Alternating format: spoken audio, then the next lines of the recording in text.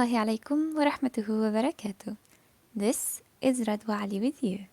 Today, inshallah, we're going to continue the story of Prophet Muhammad sallallahu alayhi wasallam. Peace and blessings of Allah be upon him. Today, we're going to continue from the year of sarrow. Let's begin. The Prophet sallallahu alayhi wasallam and his followers went back to a normal way of life. But the years of hardship had made Khadija very weak.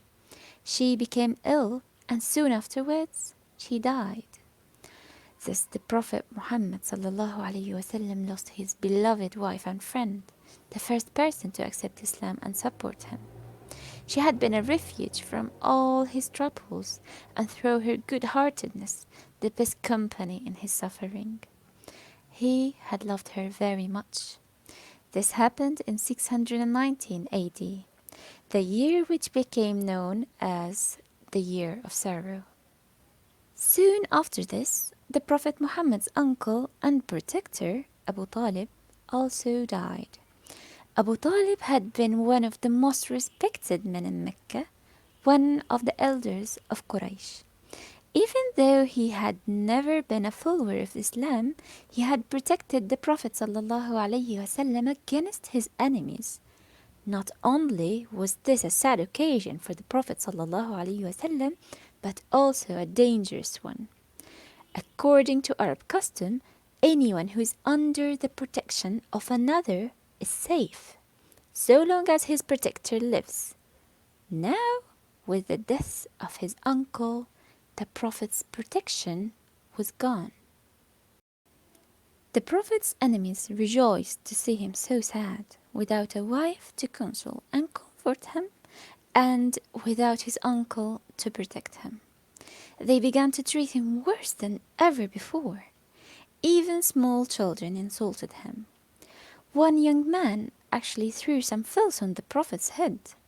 But the Prophet ﷺ went home without making anything of it. When one of his daughters rushed, weeping, to wash it away, he comforted her, saying, "Do not weep, my little girl, for Allah will protect your father." Abu Talib had been the Prophet's last tie with Quraysh, and the Prophet ﷺ now felt that Islam could make no further progress in Mecca, because of hearts of Quraysh were closed against him. He decided, therefore, to travel to Ta'if, where he hoped to find support. He walked all the way to the town, which was 70 kilometers away. There he spoke in all places where people gathered, but no one listened to him. He met the leaders of the 3 most important tribes, but they would not listen either. Not only did they take no notice of what he said, but they laughed at him and ordered their slaves to insult him and pelt him with stones. Sadly, the Prophet ﷺ left the city and found a quiet place near a wall on the edge of town where he could be alone.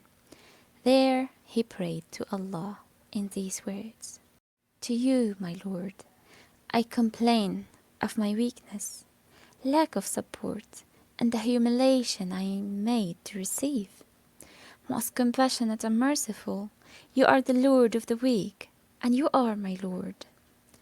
To whom do you leave me? To a distant person who receives me with hostility, or to an enemy you have given power over me?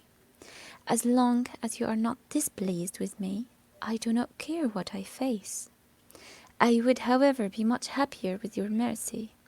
I seek refuge in the light of your face, by which all darkness is dispelled, and both this life and the life to come are put in their right course against incurring your wrath or being the subject of your anger. To you I submit until I earn your pleasure. Everything is powerless without your support." The wall near which the Prophet ﷺ was sitting belonged to a garden owned by 2 brothers. When they heard his prayer, they were very sorry for him and sent one of their slaves to him with a dish filled with grapes. Before he began to eat, the Prophet ﷺ said, Bismillah, which means in the name of Allah.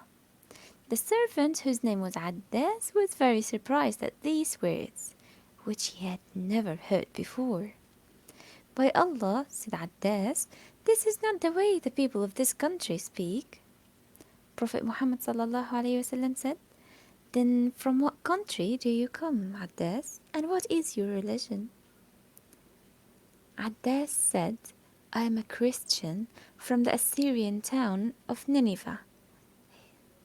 Prophet Muhammad ﷺ said, from the town of that good man Jonah, son of Matta. Then Abbas was shocked. He said, how do you know about him? Prophet Muhammad ﷺ replied and said, he is my brother. He was a prophet and I am a prophet. Abbas bent down and kissed the Prophet's head, his hands and his feet, because now he saw that he was truly a prophet. The Prophet ﷺ then walked back to Mecca. He saw now that he is able to put up with everything patiently, for he knew that Allah would never leave him. His journey to Ta'if had not been in vain, for Abbas, the Christian, had become a Muslim, and this was to be the beginning of great changes.